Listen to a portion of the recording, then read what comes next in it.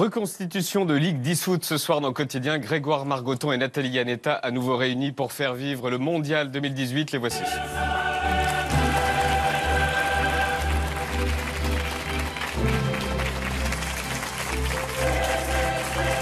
Bonsoir Nathalie. Et Grégoire.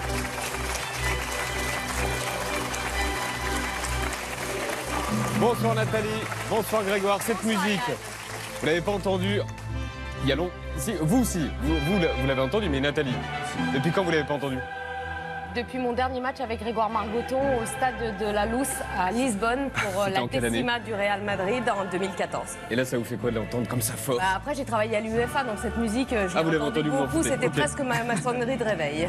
Alors Grégoire, on se voit de temps en temps. Bienvenue, re-bienvenue. Nathalie, c'est vraiment un comeback. Vous étiez l'une des stars du service des sports de Canal+. Puis ensuite, vous avez tout quitté pour un homme.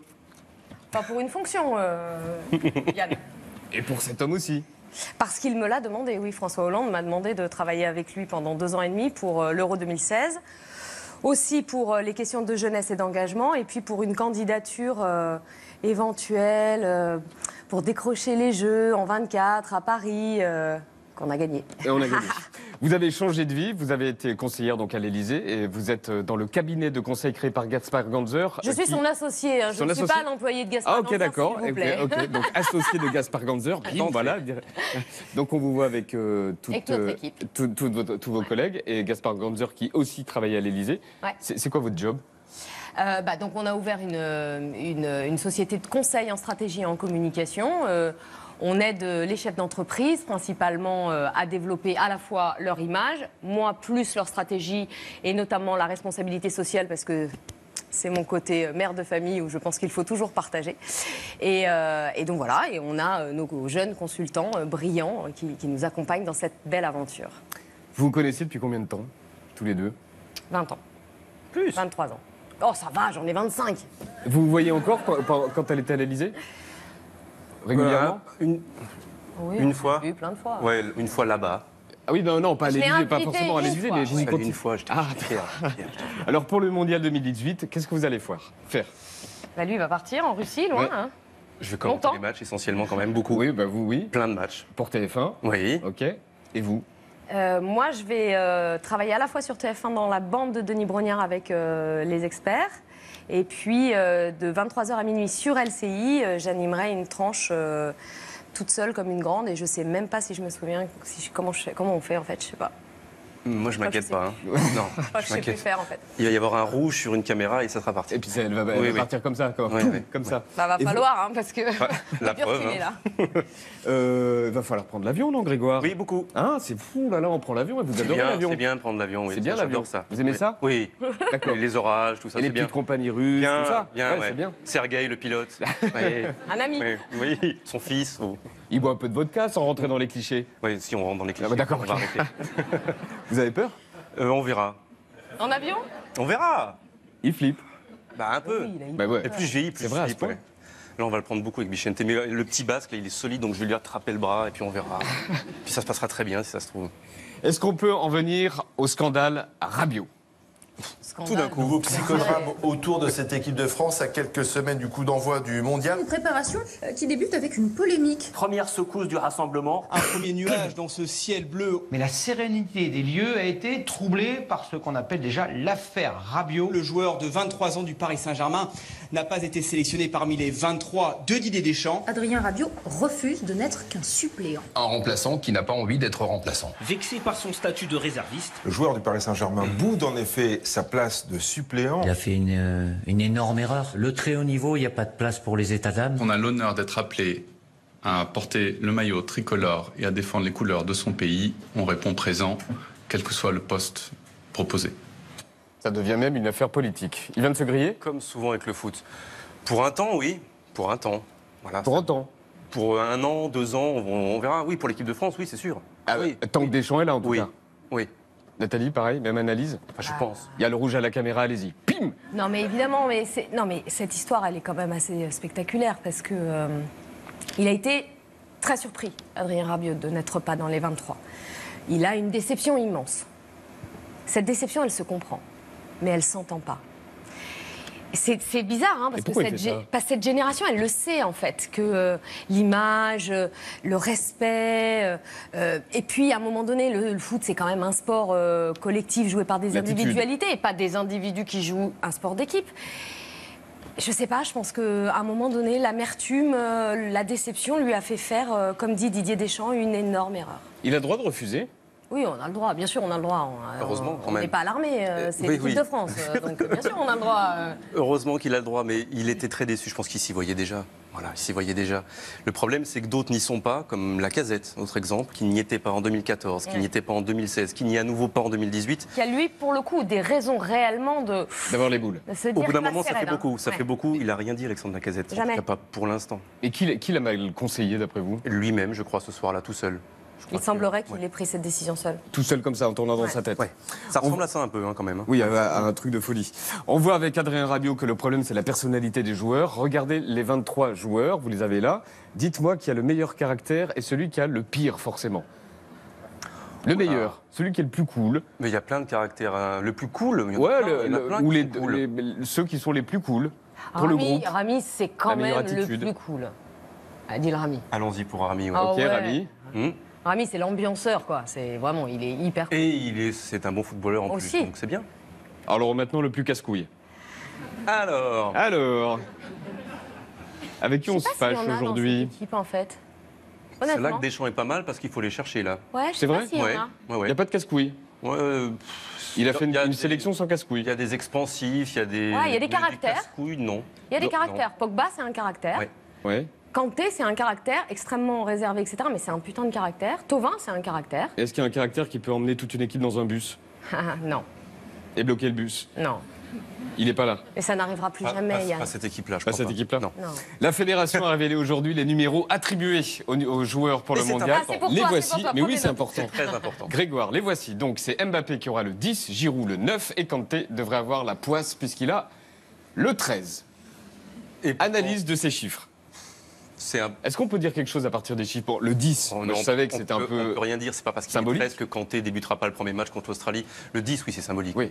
Ça aurait pu être Payet s'il avait été peut-être là. C'est Mbappé, oui, c'est symbolique. Pour Rabiot. Pour l'équipementier aussi, c'est symbolique. Ça, c'est mieux. Oui. Et pour Griezmann, pourquoi il a le 7? Parce qu'il a toujours été 7, Antoine Griezmann, depuis qu'il est en équipe de France. C'est pas la première fois, oui. Donc il garde? Oui, il garde, lui. Oui, il est fidèle. Le Pérou va affronter la France dans les phases de poule.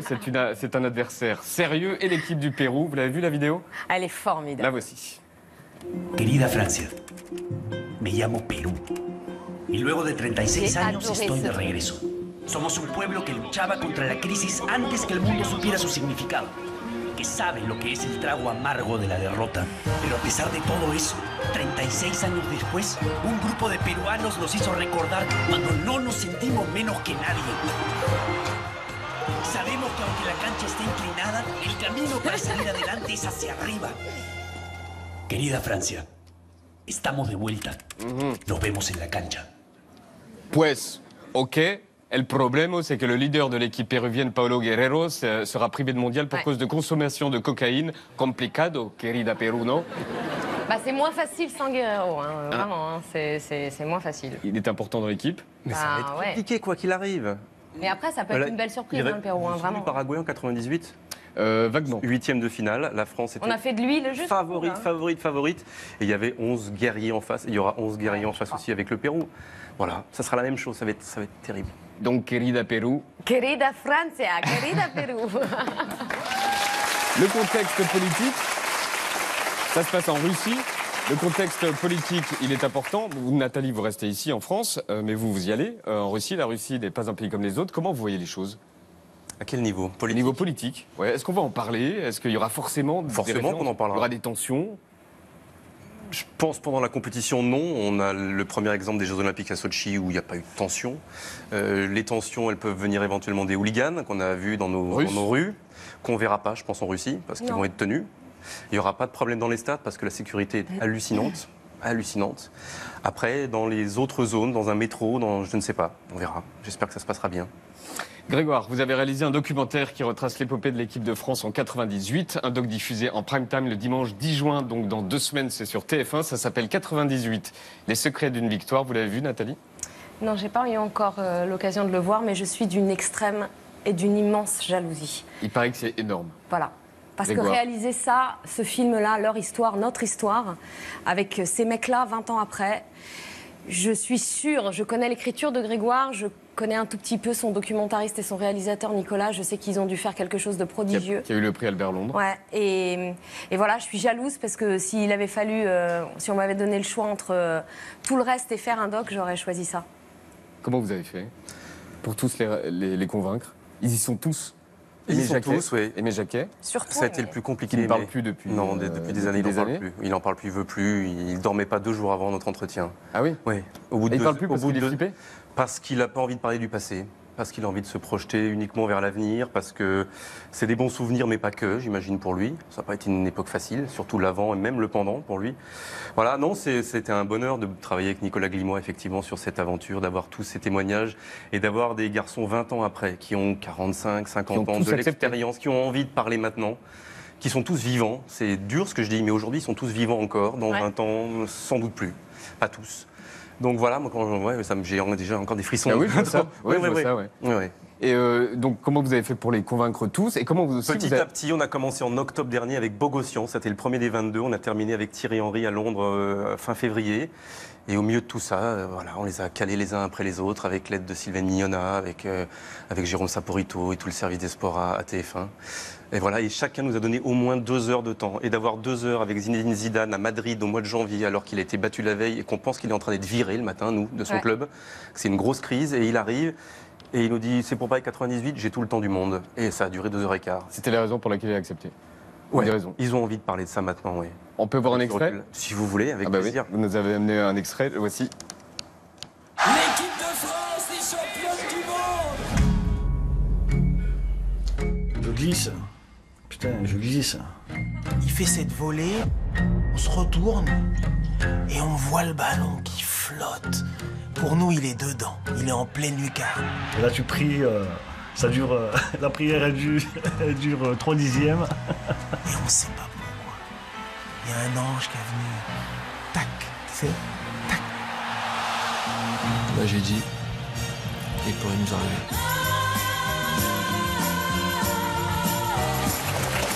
Et c'est dimanche 10 juin en prime time sur TF1.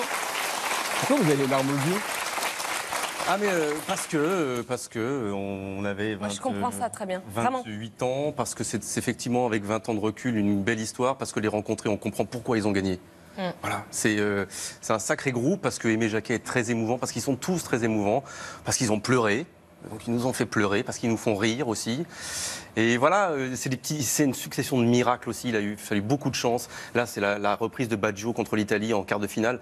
Ça passe à ça. Si Baggio il marque, c'est terminé. Il n'y a pas de titre. Voilà, c'est plein de petites histoires comme ça qui sont très fortes. Mais justement, donc ça, c'était en 98. Ça représente quoi, 98, pour les jeunes joueurs, pour les Bleus actuels, sachant que Mbappé n'était pas né, est né en par décembre 98. Ouais, voilà, c'est le premier joueur sélectionné par Didier Deschamps qui n'était pas né.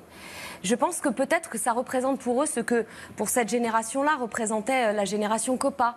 C'est-à-dire pas grand-chose, mais quand même une étoile sur le maillot qu'ils portent. Et cette histoire-là, ils ne peuvent pas faire comme si elle n'existait pas. Le 12 juin, il va y avoir les 20 ans à la U Arena. Grégoire y sera, bien sûr, Bichenne, tous y seront, même Zizou. Et ce qu'ils veulent faire ce soir-là, on sera à 4 jours du match de l'équipe de France, c'est transmettre le témoin. Parce que c'est lourd à porter, cette histoire, c'est merveilleux, mais c'est lourd à porter. Et je crois qu'ils ont tous envie, comme tous les champions du monde, qu'un jour, il y ait une deuxième étoile et qu'ils aient transmis ça. Et vous pensez qu'on leur montre le match, la finale? Ils l'ont vu tous? Ils l'ont tous vu, bien sûr.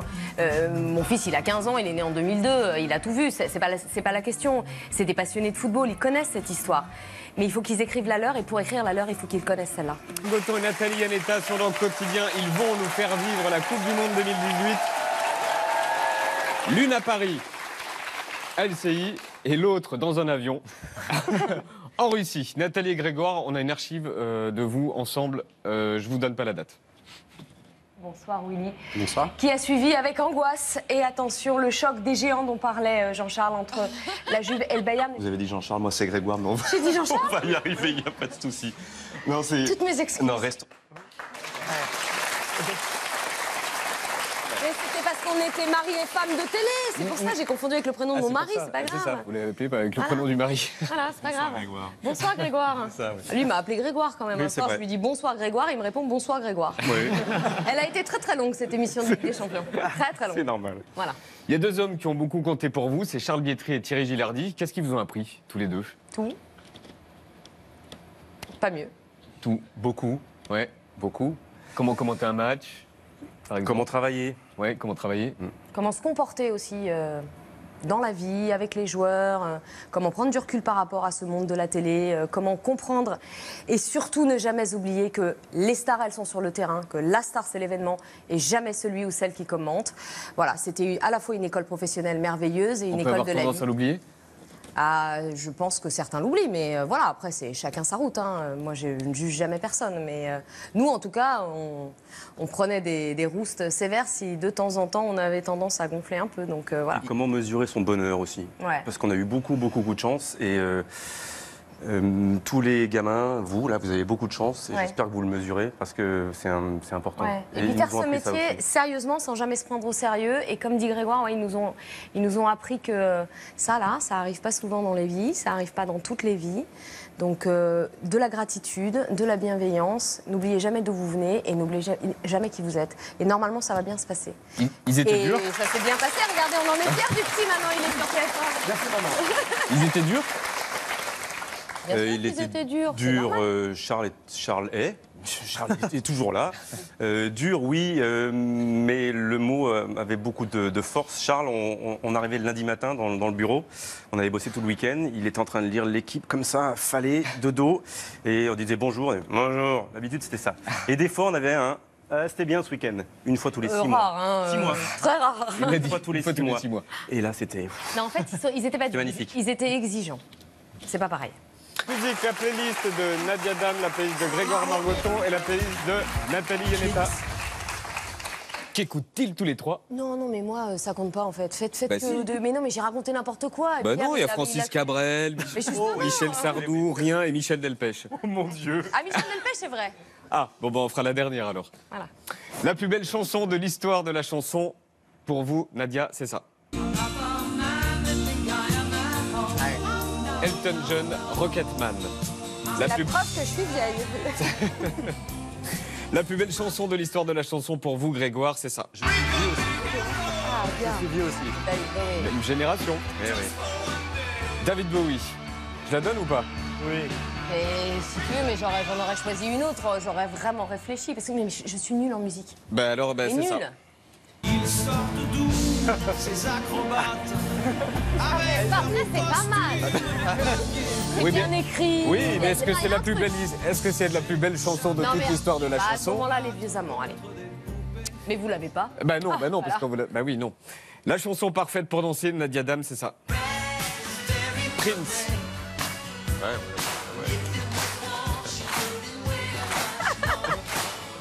Voici la chanson parfaite pour danser. Voici sur quoi Grégoire Margoton danse sur ça. C'est